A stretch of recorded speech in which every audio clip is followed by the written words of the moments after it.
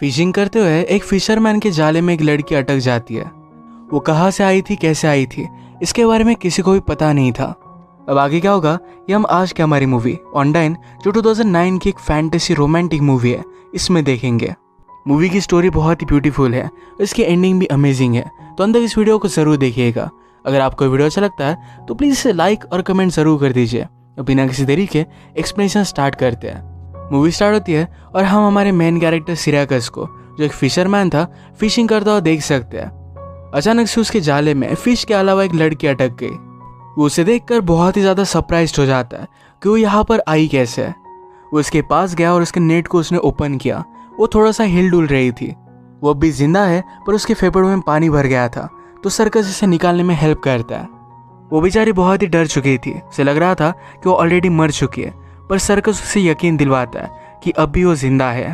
वो यहाँ पर कैसे आई और उसका नाम क्या था ये भी उसे पता नहीं है।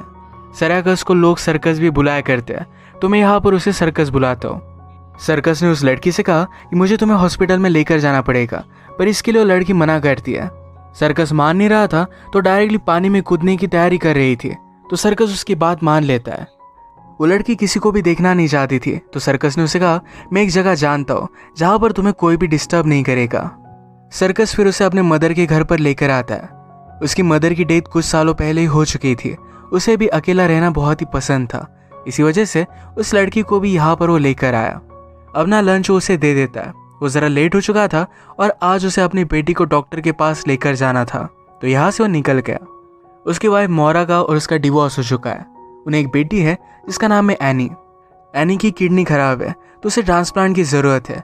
जब तक मैच नहीं मिल जाता तब तक उसे डायलिसिस करना पड़ेगा। इसी के लिए सर्कस उसे आज डॉक्टर के पास लेकर जा रहा था।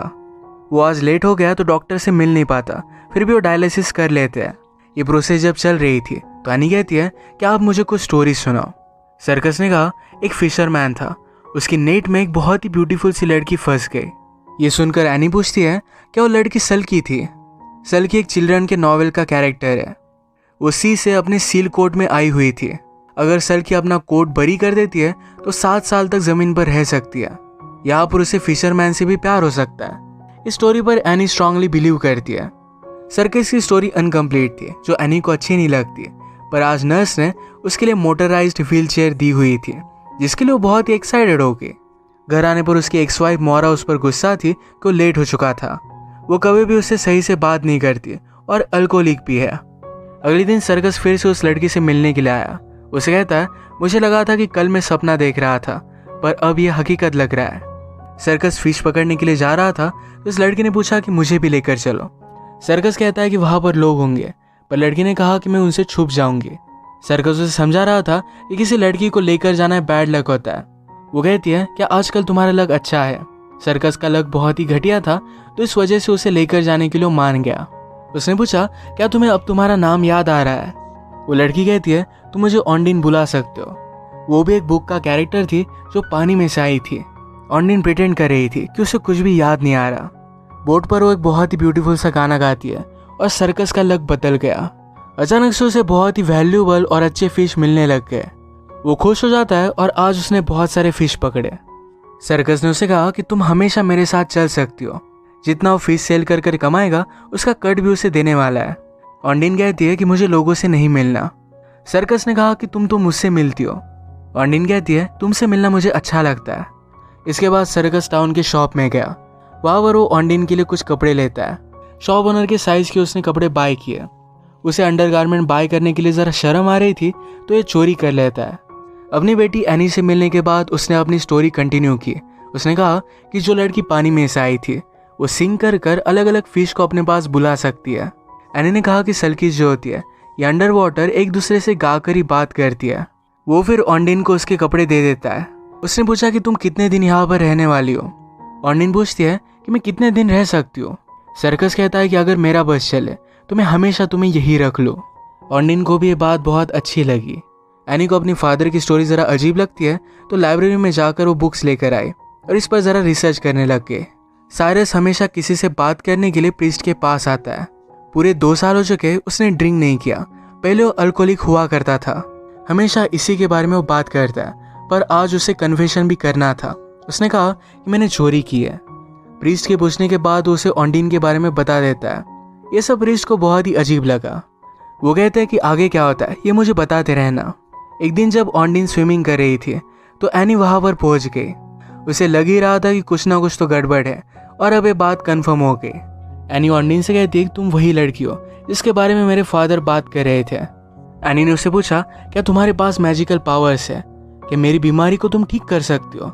ऑन्डिन उसे कुछ भी नहीं बताती। एनी ने कहा क्या तुम्हारे पास कोट भी है। मुझे पता है कि तुम्हारे पास एक कोट है। अगर तुम उसे बरी कर देती हो तो 7 साल लैंड पर रह सकती हो। यहाँ पर फिशरमैन के साथ तुम्हें एक अच्छी लाइफ भी मिलेगी। एनी इतनी ज़्यादा बात कर रही थी तो ऑन्डिन को बात करने का कोई भी चांस ही नहीं देती है। इसके बाद हम देखते हैं इस सर्कस को एनी ने जो स्टोरी बताई थी इसके बारे में वो खुद भी रिसर्च करने लग गया था। एनी के पास न्यू व्हील चेयर है। ये उसके क्लासमेट को अच्छा नहीं लगता तो उसका बहुत मजाक उड़ाते हैं। एक क्लासमेट व्हील चेयर पर बैठ के उसे पानी में डाल देती है। एनी इसके खिलाफ कुछ भी नहीं करती है। वैसे भी उसके एज से वो बहुत ही ज़्यादा मैच्योर है। इसके बाद हम हमारी स्टोरी में एक स्ट्रेंजर को देखते हैं। इस टाउन में ऑन्डिन को ढूंढते हुए पहुंच गया था। एक दिन फिर से सर्कस ऑन्डिन को अपने साथ शिप पर लेकर जाता है। ये शिप कैसी चलानी है ये भी ऑन्डिन सीखने लग गई थी। एक दूसरे के करीब आने लग गए थे। ऑन्डिन फिर से एक बहुत ही ब्यूटीफुल सा गाना गाती है और आज फिर से इन्हें बहुत अच्छे फिश मिले थे।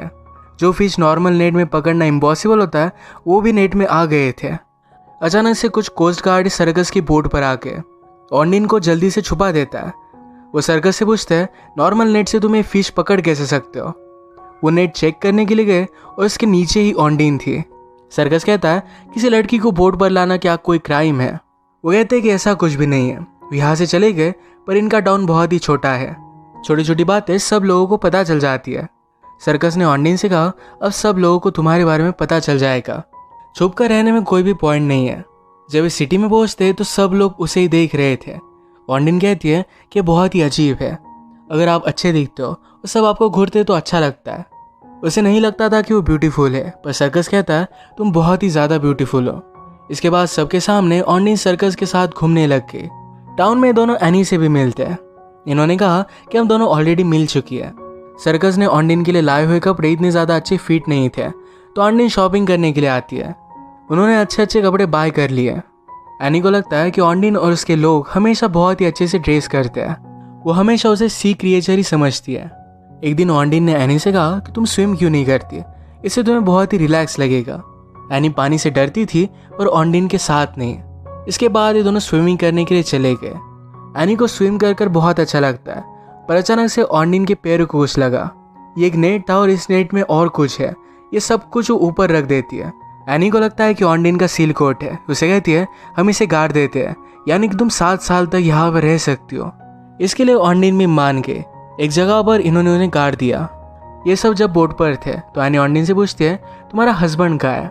तुम्हें हस्बैंड होगा पर तुम्हें इसके बारे में पता नहीं है। एक्चुअल में जो आदमी ऑन्डिन को ढूंढ रहा है ये उसका हस्बैंड ही है। आज इनके यहाँ पर एक कॉम्पिटिशन थी तो सब लोग मिलकर इसे एंजॉय करते हैं। यहाँ पर ऑन्डिन का हस्बैंड भी आया हुआ था। एनी ने ऑन्डिन से फिर से पूछा क्या तुम मेरी विश कंप्लीट कर सकती हो। ऑन्डिन उसे कुछ भी बोल नहीं रही थी तो एनी डिसाइड करती है कि उसे टेस्ट करेगी। अपने व्हील चेयर से वो डायरेक्टली पानी में कूद के तो ऑन्डिन उसे बचा लेती है। ये सब ऑन्डिन के हस्बैंड ने देख लिया था। एनी की हालत जब मोरा ने देखी तो सर्कस पर वो बहुत ज़्यादा गुस्सा हो गई थी। उसे लगता है कि ये सब ऑन्डिन की वजह से ही हो रहा है। घर आने के बाद ऑन्डिन सर्कस से पूछती है तुम्हारा नाम तो सैराकस है, तुम्हें सब लोग सर्कस क्यों बुलाते हैं। सैराकस कहता है कि मैं सर्कस में काम करता था और बहुत ज़्यादा पिया करता था।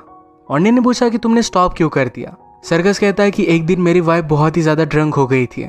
एनी घर पर बेहोशी की हालत में पड़ी हुई थी। वो खुद भी बहुत ज़्यादा ड्रंक था। वो अपनी बेटी का अच्छे से ख्याल रखना चाहता है तो उसके बाद से उसने दारू पीना छोड़ दिया। उसे फिर भी एनी की कस्टडी नहीं मिली थी क्योंकि वो सिर्फ एक फिशरमैन है। ये सब सुनने के बाद ऑन्डिन उसके पास आ गई और ये दोनों इंटीमेट हो जाते हैं।